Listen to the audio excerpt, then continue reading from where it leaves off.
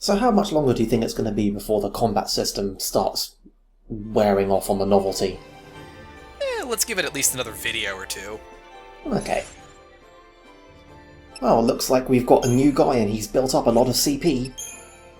Yeah, right now Saz can only be a Ravager, so we're just going to go ahead and dump these points in real quick. Well, at least it makes the choice simple. Yeah.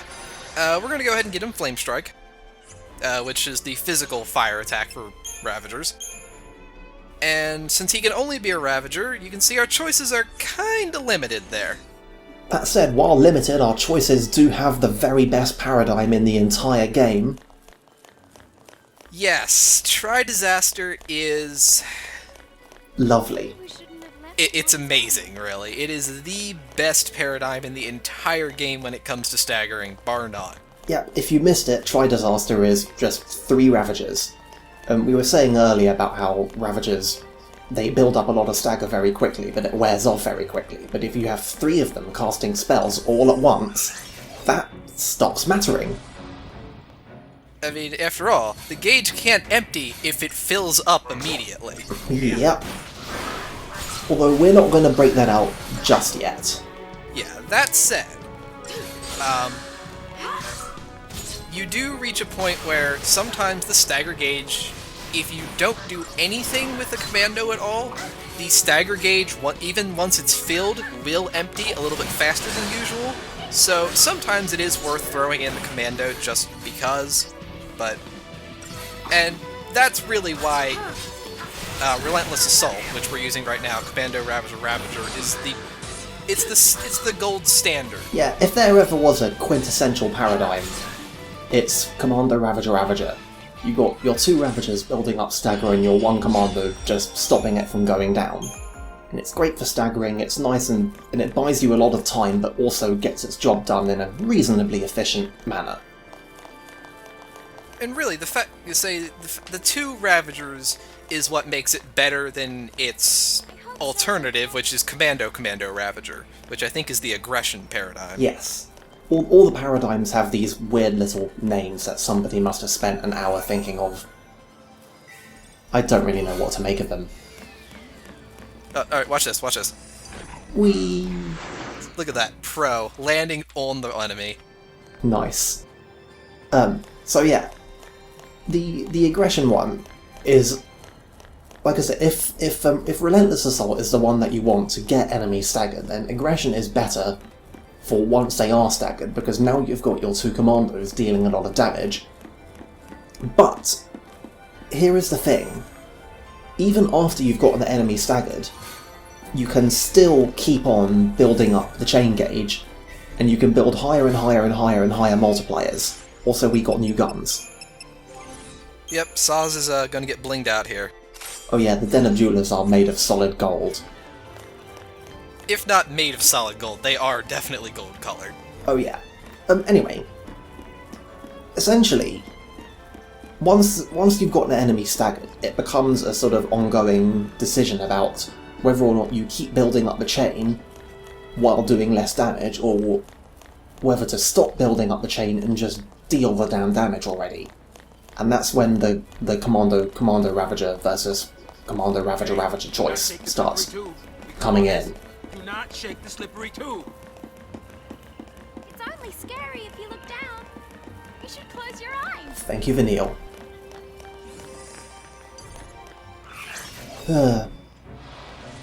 So here's a big crowd of enemies. Yep, we actually have a new enemy here, the Bloodfang Bass. It looks really dumb. Look at this guy. He also has 80 HP, so I think even Saz can just straight up one-shot them. Yeah. To say nothing of Lightning just running in and doing a blitz. You see, we were saying earlier that Saz can only be a Ravager right now, but the one attack that he has is a physical attack. And yet we have him equipped with the weapon that boosts his magic and lowers his physical. So... Well, he has fire as well. He has fire, flame strike. He has fire and flame strike. So you can say we give him the strength boosting equipment and we give him the magic guns, and he really gets the best of both worlds. Yeah. That said, the one thing that people do legitimately take issue with the auto battle is that sometimes it's not the greatest at telling when it should be using the physical or the magical attacks for a given role. And sometimes it knows things that you don't, and sometimes it's got a better grasp of passive abilities, which we'll talk about. Get past this if you don't say But something. yeah, it's the one legitimate beef that people have. Well, the auto battle is also kind of annoying because what it will do is it will do something like Flame Strike, Fire, Flame Strike.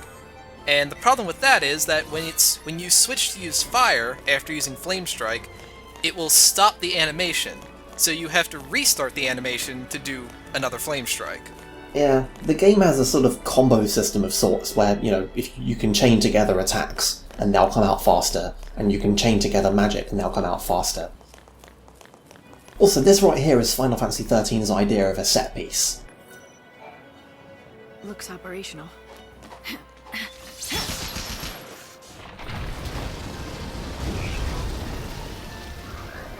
Like, it's very flashy and everything, but it doesn't really have any more complexity than just pressing a button to open a door.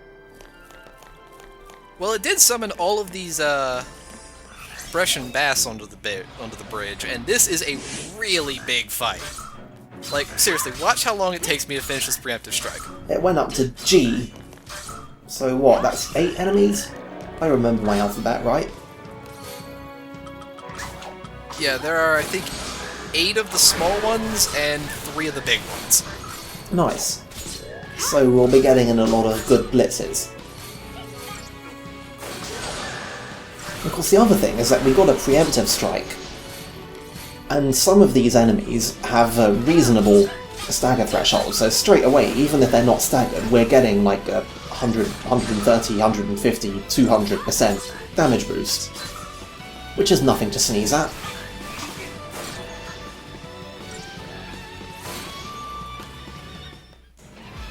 And of course a preemptive strike is basically a free 5-star rank. Yeah, it's really hard to fuck up getting a preemptive strike.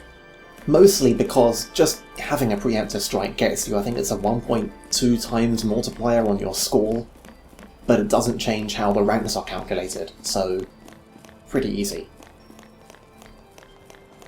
Alright, we got a mini-boss coming up here, though. And we're going to demonstrate some more pro strats. So, this is the Alpha Behemoth. And like all behemoths, he has a gimmick. His gimmick is that he will start charging up an attack almost immediately. And if it charges to full, he will use the appropriately named Annihilator Strike. That sounds like bad news. Yes, it is more than enough to one-shot any member of the party right now.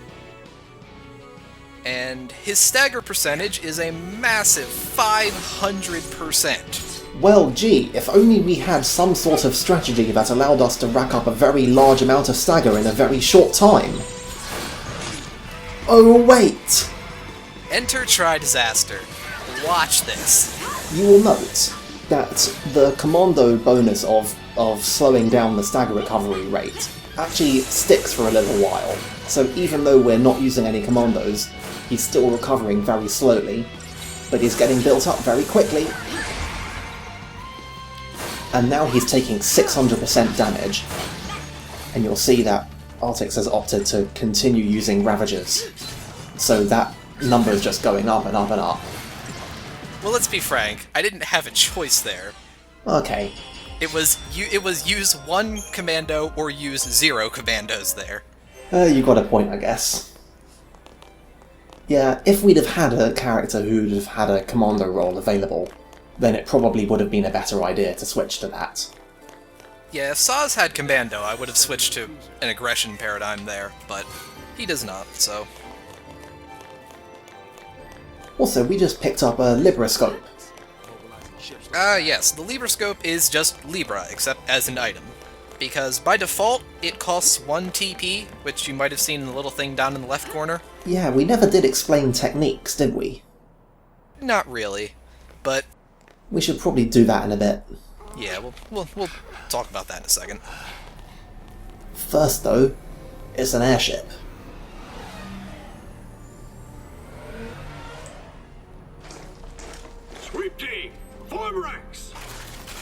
And these guys can all do synchronized gun poses. That's how you know that they're Made it elite. out okay. So do I. But nowhere is safe for them now. Damn it. Just cause they shared a neighborhood with a foul sea. They get treated like post-tainted rats. People really hate Pulse, don't they? I'm beginning to think that Vanille might be a little sheltered. More like fear. Little Tens bit. of millions of people. We can sum up Vanille with just one word, which is issues. They'd be shaking in their beds every night if they knew that Lassie like us were around. But they purged that entire town. See Like Us is the name of our new Crazy, single. I know. But the Sanctum Foul Sea did nothing to stop it. Up until now, Eden's always stepped in. Oh, that's a new Correct their proper errors noun. in judgment. Oh boy, Guess humans aren't worth the effort. are we going to expand on that? Figure they'll Well- let us just kill each other off. Or is it going to come up in a data log? Listen, you, that's enough. Short version, it'll come up in the next video. Wait, what the hell just happened? It looked like Vanille was about to start an Still argument alive. and then just stopped. That's something. I think she saw his Lassie brand on his hand, Where is it? but I don't know. I don't know why that would be a surprise to her.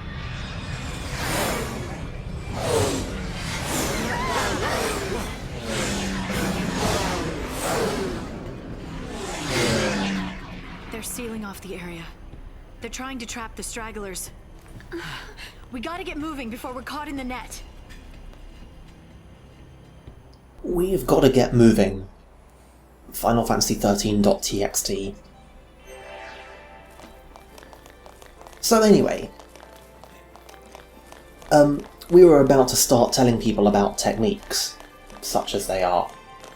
Techniques are... They're basically abilities that have actual costs associated with them. They are free, like items are, in terms of ATB, but each one has a certain cost. Yeah. You'll notice the yellow bar beneath Lightning's health, showing the number of TP that we have, and to use Libra once costs 1 TP. And right now Libra is the only technique that we have, so... But we will be getting more throughout the game. And you get TP back by just getting good results from battles. Well, not only that, but also what enemies you kill, period. Yeah, I think somebody brought up, like, way earlier in the thread, that enemies have a level, which doesn't seem to do anything. But one of the things that it does is determines the rate of TP recovery you get from getting a good result against that enemy in battle. So that's good to know.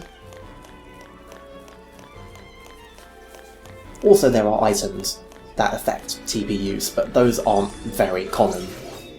Also, these guys look very weird. Yeah, these guys are kind of weird, but they are very dangerous. These are the Watch Drones, and their big ability is the Electro Kick, which they'll show off in a second here. Yep. They will mess you up. They love to gang up on one person, and their Electro Kick does a ton of damage.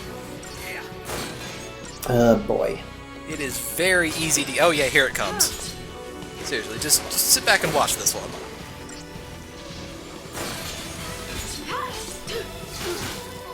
Uh-oh. Lightning! Somebody revive Lightning! Use a Phoenix down! Guys, we have 10 Phoenix Downs. Guys? Guys? Hello? Yeah. So you might remember in the OP that I mentioned that Final Fantasy XIII takes the best and worst bits of SMT. Well, there's what the worst refers to. If your leader dies at any time, for any reason, it's game over. Nobody cares if you have, like, Phoenix Downs aplenty or if you have medics who can cast rays literally for free. Nope. Game over. Now, fortunately, it also... There's no consequence for game over. Yeah, Final Fantasy XIII has one of the most forgiving checkpoint systems in all of video games. And it's not only forgiving, but it's actually somewhat well designed, I thought. Yeah, basically you respawn immediately outside of the battle that you just fucked up. It gives you a chance to go back, change your paradigms, and, do any other preparation that you might need to before re-engaging. The nice thing is that the checkpoint is actually updated when you start the battle, so if you go into a fight and you die, and then you retry, and then you change all your paradigms, and you go into the fight again and die again, it will remember the strategy that you changed to. So, somebody's evidently actually thought this through. If I'm going to give them credit anywhere, then I'm going to give them credit for that. And it should also be noted that this is up to and including bosses. So if you die to a boss, you will respawn, or it won't respawn you outside of the fight, but what it'll do is it'll kick you back to the main menu, or to your... Yeah, to the party menu. Yeah, where you can, go into the Crystarium or change your paradigms, and then when you leave the menu, it'll restart the boss fight. Yeah. Now there is one very important exception. Well, I say one. There are a few very particular fights where the checkpoint system messes the hell up and is very dumb, but we'll get to them in several more hours.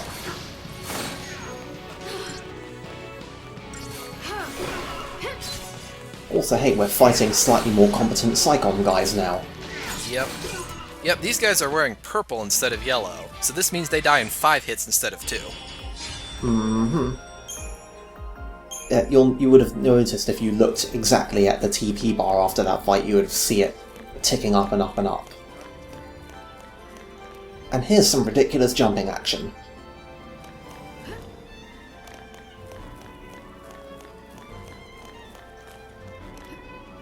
And who said Final Fantasy XIII just moves you on in a straight line? That's right. Sometimes there are even branching paths. And sometimes, if you're very lucky, the branching paths will have items on them. Really have to go this way? I'm too old for this. Oh, Saz. Yeah. To be fair, I think this is pretty much the extent of how complex these branching paths get. There's an infamous picture that came out a couple of months before the release of the game, showing the maps of the first couple of dungeons in the game. I say dungeons as though the game makes any distinction between dungeons and things that aren't dungeons. But the gist of it was just a really, really straight line. And that is a flying motorcycle. A flying motorcycle with laser guns, thank you very much. Okay, I'm sorry. Anyway, despite how much of a big deal we made about the watch drones, any sensible player is going to be going after the bike first. Yeah, watch drones are really only dangerous when they come in groups. On their own, they're pretty insignificant. Right now, the bikes aren't so bad, but later on in the game, we're going to be having unending, unrelenting nightmares about bikes. Yeah, the bikes archetype, they have a really obnoxious thing where they resist both physical and magical attacks, so the only way to do any kind of good damage is to stagger them, and, you can see, basic attacks, we're doing 8 damage apiece. At some point, not now, but at some point when we've got nothing else to talk about, we should probably talk a bit about Final Fantasy XIII's battle stats, and specifically how few of them there are, and how simple the system actually is. It's got a sort of refreshing simplicity to it. But it does, yes, have the capability for enemies to resist a lot of damage, unless they're staggered. But hey, this fight worked out alright. Yeah, they basically give you... the game doesn't actually tell you that you can jump up there, but you can figure it out pretty easily, and it gives you a free preemptive strike if you do. Nice. Yeah, without the preemptive strike, that fight would have been a lot harder. Yeah, preemptive strikes make a big This difference. is Crystal. Also, yes, Vanille, we observed that at the beginning of this chapter. It is still very pretty, though. Oh yeah.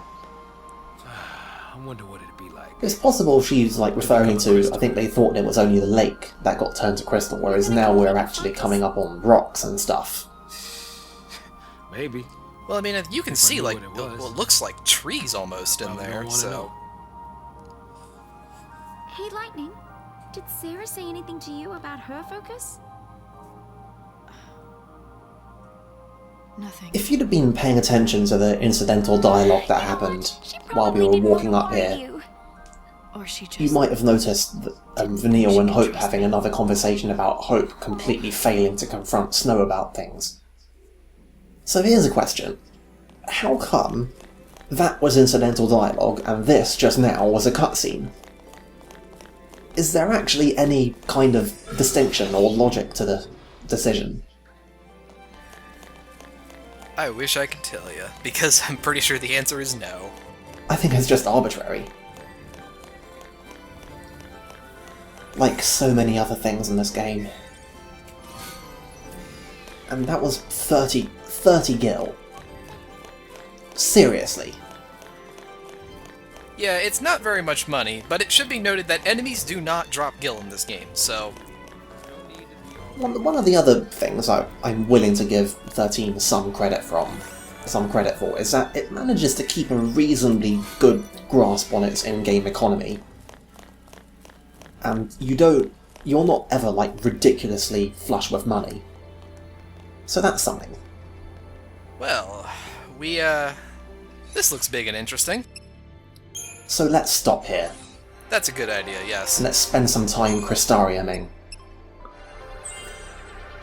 Yep, the power chain that Lightning just got there increases the power of ruin or attack if it's at the start of the chain, and As in, if an enemy does not have a chain gauge going currently.